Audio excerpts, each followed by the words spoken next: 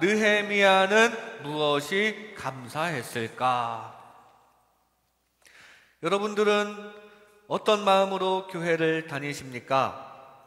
매주 출석하는 게 패턴이 되어서 무의식적으로 시간이 되었으니까 나오셨습니까? 혹시 빠지면 벌 받을까봐 나오셨습니까?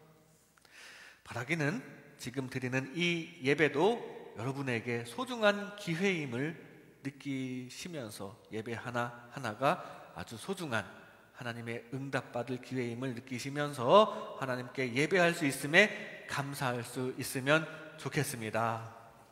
오늘 느헤미야의 감사는 우리에게 익숙한 신앙생활에 대한 감사입니다. 이렇게 평범하게 예배할 수 있는 것에 감사하고 있어요. 바벨론의 포로로 잡혀갔던 이스라엘 민족들이 바사 제국의 고레스 왕 때 결국 풀려나는데요. 그동안 신앙생활에 제약이 있었을 텐데 이렇게 예루살렘에서 하나님께 예배할 수 있다는 게 참 감사할 일이라는 걸 새삼 깨달았을 겁니다. 우리도 어떤 이유로 인해서 예배를 잘 못 드리는 상황에 있다가 갑자기 이제 예배할 수 있는 상황이 되면 얼마나 좋겠습니까? 예배가 소중하다는 거 깨닫게 되는 경우가 많이 있죠. 이스라엘 백성들은 이때 아주 그 예배의 소중함을 깨달았을 거예요.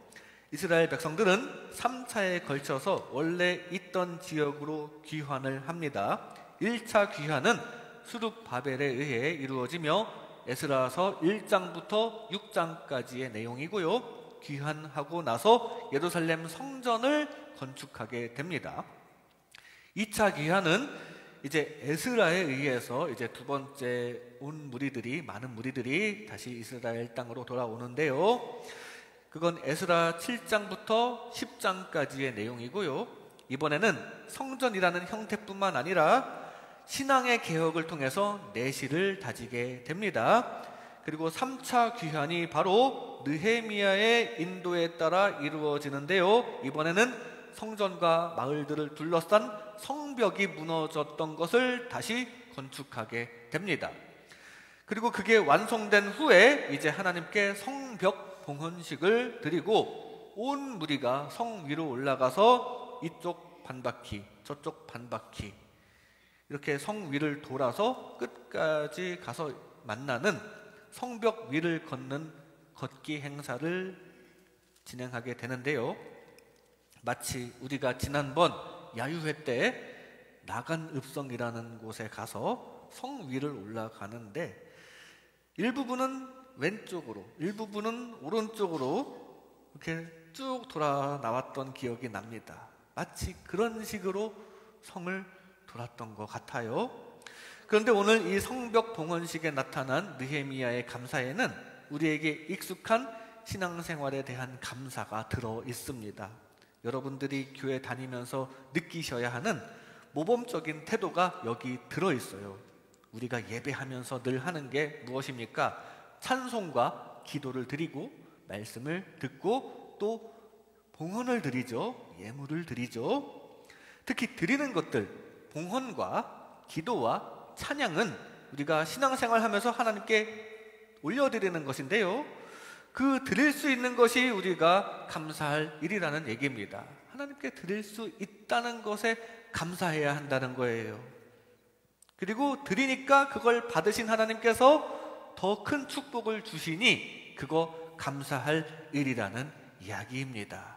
이 시간 이런 말씀을 나눌 때 하나님께 감사함으로 드리고 또 감사할 것을 받는, 드리고 받는 관계가 활성화되는 하나님 나라 백성 되시기를 주님의 이름으로 축복합니다.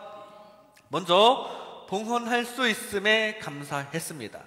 봉헌할 수 있음에 감사했습니다. 오늘 본문 느헤미야 12장 27절 상반절에 보면 예루살렘 성벽을 봉헌하게 되니, 예루살렘 성벽을 봉헌하게 되어서 감사 찬양을 하고 있습니다. 사실 성벽의 완공은 앞에 6장, 느헤미야 6장에서 이루어졌는데요. 성벽 완공된 이후에 에스라 부흥회라는 성회로 영적으로 세우고 또 일꾼을 여기저기 배치하면서 인적 자원도 세우는 내용이 있은 후에 이렇게 영적, 인적 세팅을 한 후에 이제 12장에 와서 봉헌식을 드리게 되는데요. 그런데 이 성벽 완공 당시의 말씀인 느헤미야 6장 16절에 보면 하나님께서 이루셨다고 증거합니다. 하나님께서 이루셨다고 해요. 백성들의 안전과 보호를 위한 성벽이 완성되도록 하나님께서 해주셨다는 말씀이거든요. 성벽을 완성하여 하나님께 온전히 봉헌할 수 있게 하나님께서 해주셨다는 것에 감사하는 겁니다. 그러면 또 어떻게 됩니까? 이 성벽을 온전히 하나님께 봉헌하여 맡기는 만큼 하나님께서는 더 온전히 지켜주시게 되는 것입니다. 쉽게 말해 이 성벽은 이제 하나님 거니까. 안 그래도 성벽은 보호의 기능이 있는데 거기에 플러스로 하나님께서 보호까지 해주시니까 이제 외적으로부터 제대로 보호받게 됩니다. 백성들은 하나님께 온전히 드리고 온전히 보호받는 아주 제대로 된 드리고 받는 관계 가운데 있는 거예요. 그래서 느헤미야는 감사하고 있는 것입니다. 감사할 것인 이 성벽을 완공해서 봉헌하도록 지금까지 이끌어주신 주님께 감사하고요. 그것을 통해서 또 앞으로 백성들을 보호해 주실 것을 감사하고 있는데요. 이렇게 봉헌할 수 있음에 감사해야 합니다. 봉헌할 수 있다는 것에 감사하는 저와 여러분 되시기 바랍니다. 우리가 가진 모든 것이 마찬가지입니다. 우리가 무언가를 봉헌할 수 있도록 우리에게 물질을 허락하신 분도 하나님이시기 때문에 그거 당연히 감사해야 할 일입니다. 많이 낼 수 있다는 것은, 하나님께 많이 드릴 수 있다는 것은 그 이상을 이미 가졌다는 것을 뜻하니까요. 감사할 일이죠.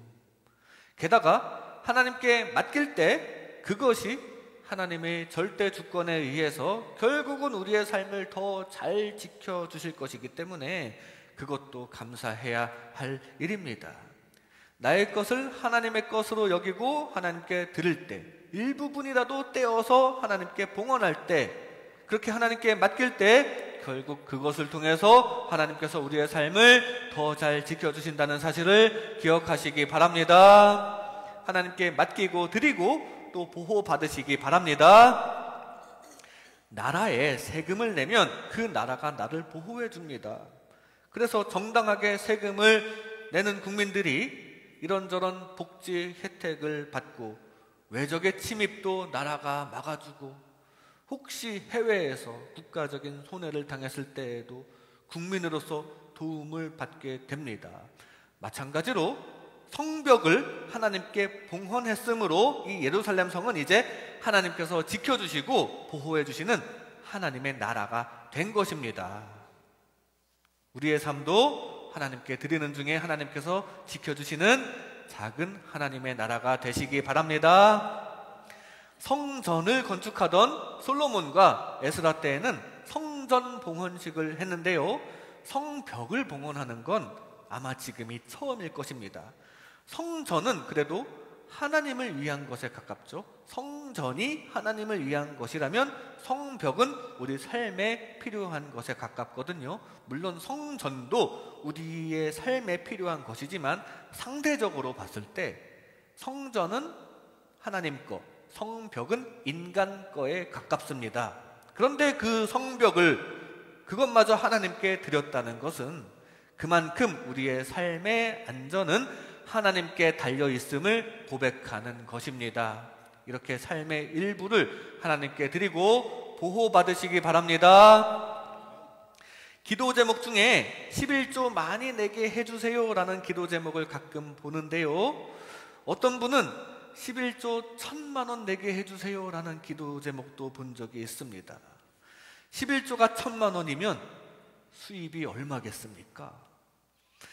그 기도 응답받았으면 좋겠어요. 그런데 그 기도에는 하나님께 많이 드리겠다는 다짐이 들어있는 거고요. 하나님께 많이 드리면 더 많이 얻게 될 것이라는 믿음이 들어있는 기도입니다. 많이 드리고 더 많이 얻는 것, 바람직한 모습이죠. 또 하나님께 드리고 받는 관계를 깊이 이루겠다는 바람직한 태도입니다. 정작 진짜 부자가 되고 나서 정작 인색해지지만 않는다면 말입니다. 우리가 봉헌하면 그만큼 그 이상으로 하나님께서 우리를 지켜주십니다.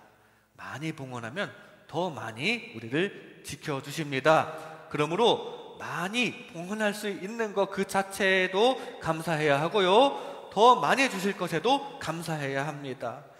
그리고 감사하면서 봉헌하시기 바랍니다. 봉헌과 동시에 감사가 가득하시기 바랍니다. 때로는 미리 봉헌하면서 받은 줄로 미리 믿고 감사하시기 바랍니다. 그런 식으로 주님과 드리고 받는 관계를 계속 깊이 이어나가시는, 그래서 하나님께서 주시는 축복도 깊어지시는 저와 여러분 되시기를 주님의 이름으로 축복합니다. 봉헌할 수 있음에 감사했습니다. 다음으로 기도할 수 있음에 감사했습니다. 기도할 수 있음에 감사했습니다. 오늘 본문 27절 중반절에 보면 각 처에서 레위 사람들을 찾아 예루살렘으로 데려다가, 레위 사람은 하나님의 일을 하는 사람들이었습니다. 특히 노래하는 임무를 맡은 사람들을 찾은 건데요, 봉헌식에 감사 찬양을 드리기 위해서이죠. 감사 찬양은 하나님께 올리는 메시지로서 일종의 기도입니다. 국가적인 기도를 지금 기획하고 있는 거예요. 민족적으로 지금 하나님께 감사의 기도를 올리기 위해서 노래하는 임무를 맡은 사람들을 불러 모았는데요, 뒤에 29절 말씀에 보니까 또 벳길갈과 게바와 아스마웻들에서 모여들었으니 이 노래하는 자들은 자기들을 위하여 예루살렘 사방의 마을들을 이루었음이라. 예루살렘 사방이라는 것은 예루살렘의 주변을 뜻합니다. 이 노래를 맡은 사람들은 언제든지 필요할 때마다 노래로 봉사하기 위해서 성전이 있는 예루살렘 근처, 이 주변에 거주하고 있었던 것입니다. 그래서 근처에 있었던 노래하는 사람들을 쉽게 불러 모을 수 있었고, 그들과 함께 온 민족이 하나님께 드리는 감사 찬양의 기도를 올리게 된 것입니다. 그리고 이 레위 사람들은 평상시에도 기도하러 성전을 찾기가 수월했을 거예요.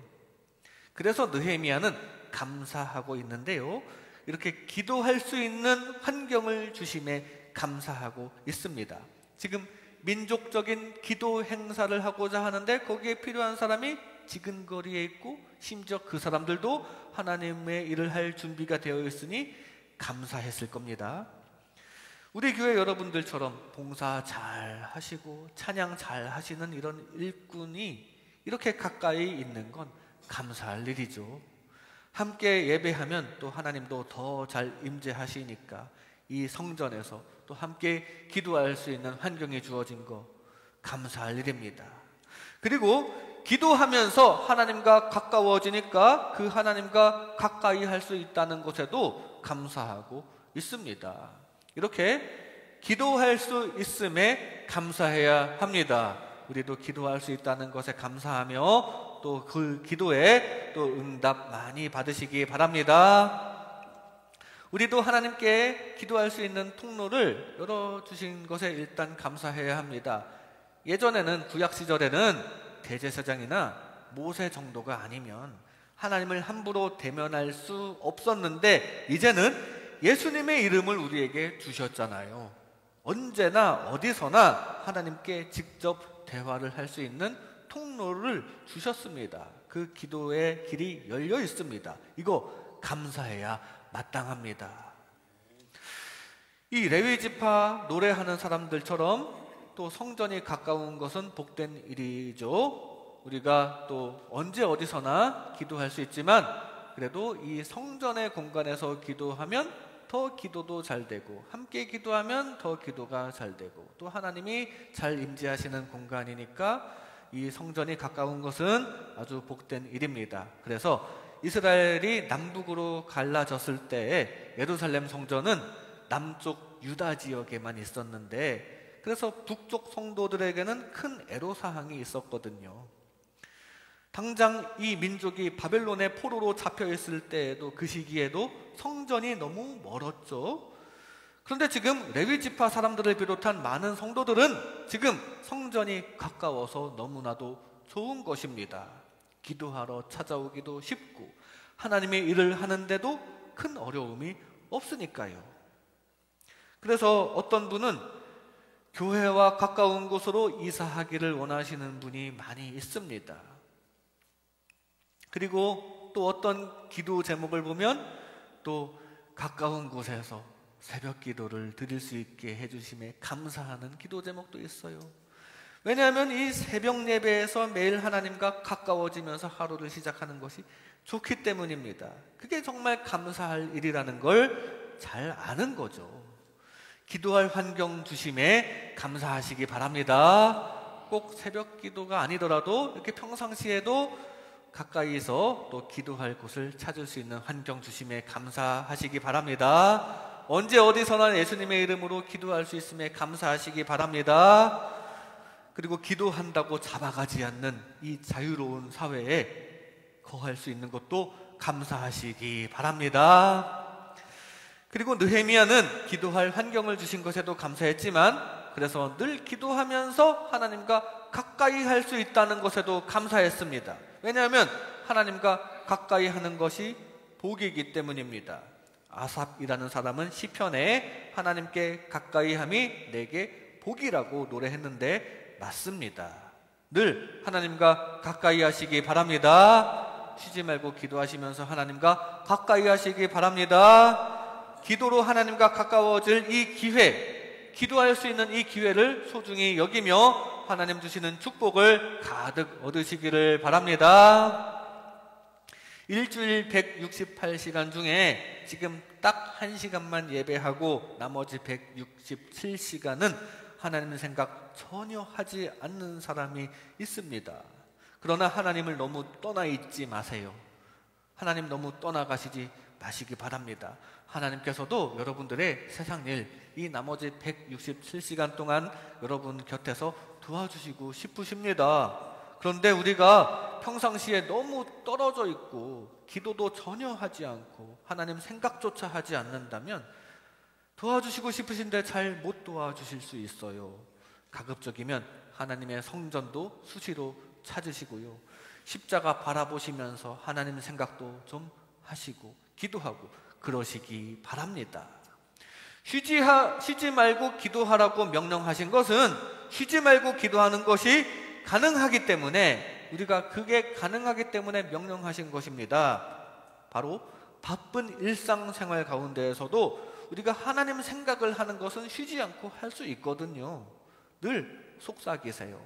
하나님 도와주세요. 하나님 어떻게 하죠? 좋은 아이디어를 주세요.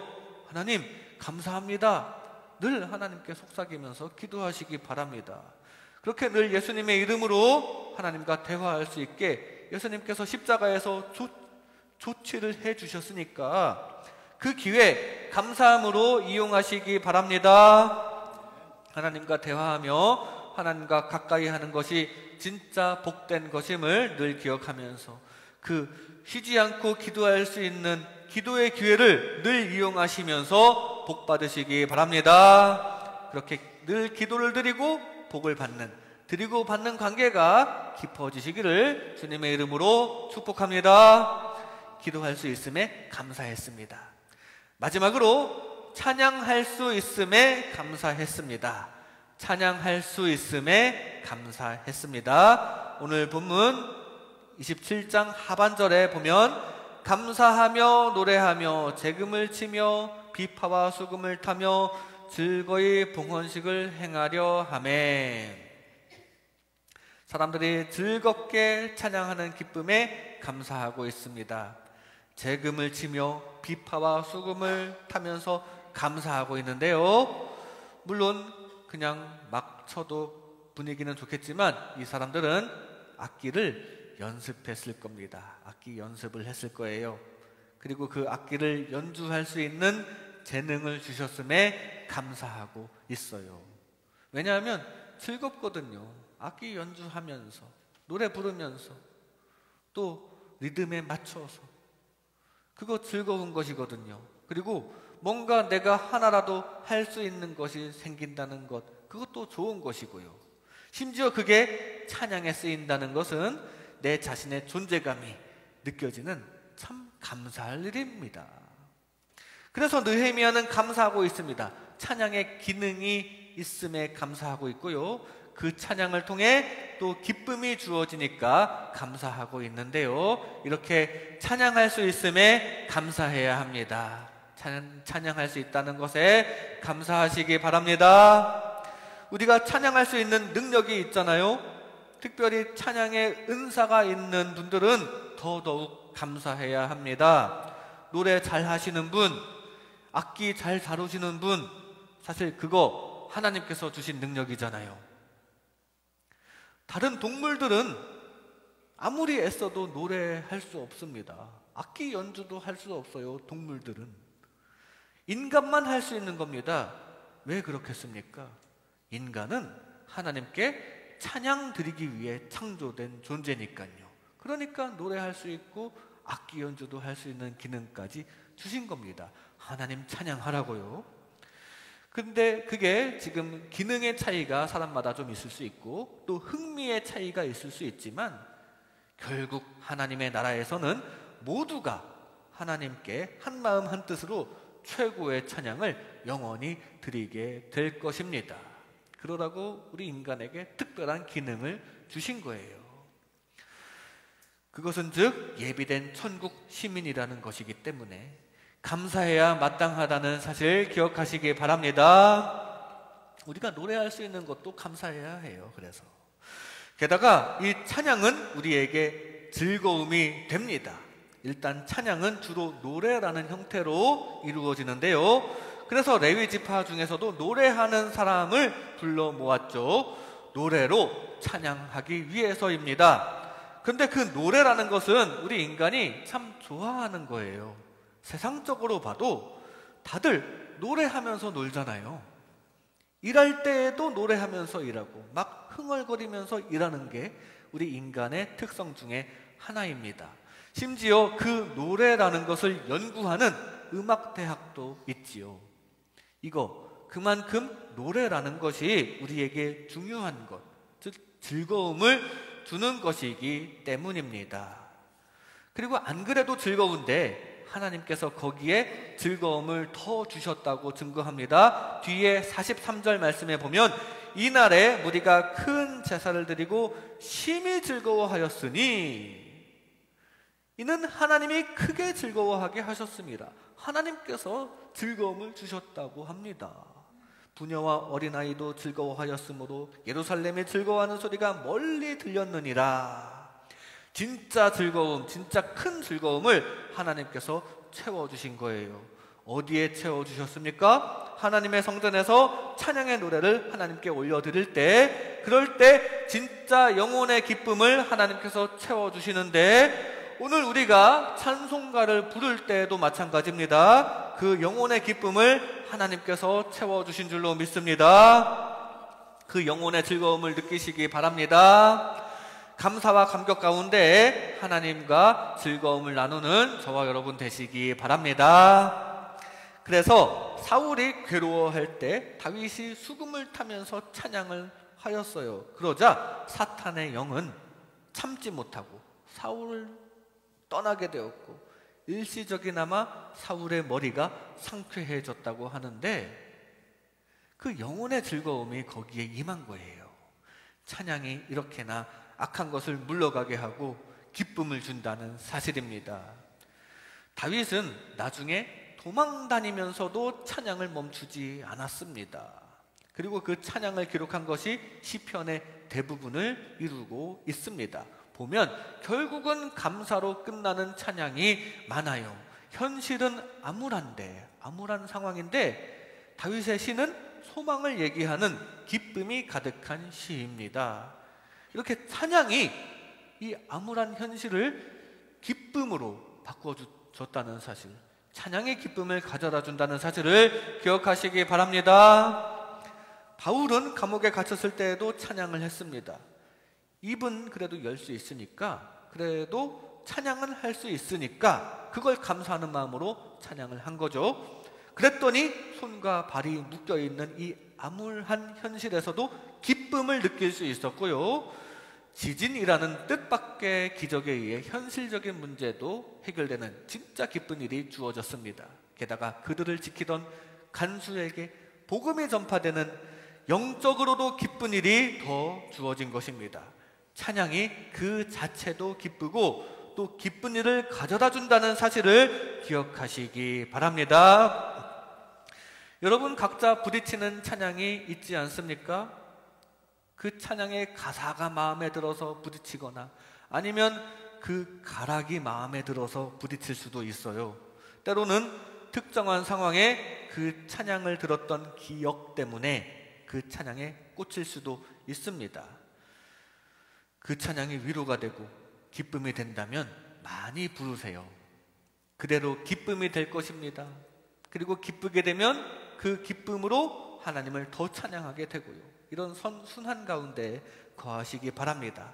찬양을 드리고 찬양을 통해 주어지는 기쁨을 받고 이렇게 찬양을 통해서도 주님께 드리고 받는 관계를 이어나가시는 하나님 나라 백성 되시기를 주님의 이름으로 축복합니다.